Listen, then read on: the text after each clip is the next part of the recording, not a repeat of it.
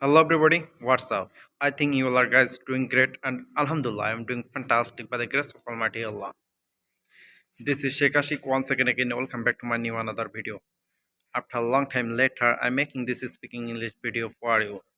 So don't skip this video.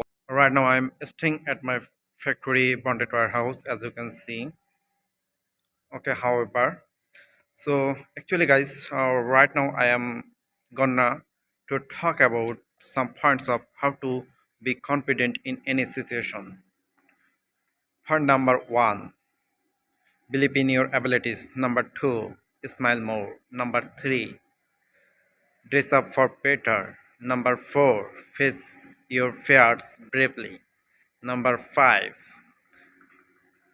be specific with your interest. Number six, focus on yourself and don't compare.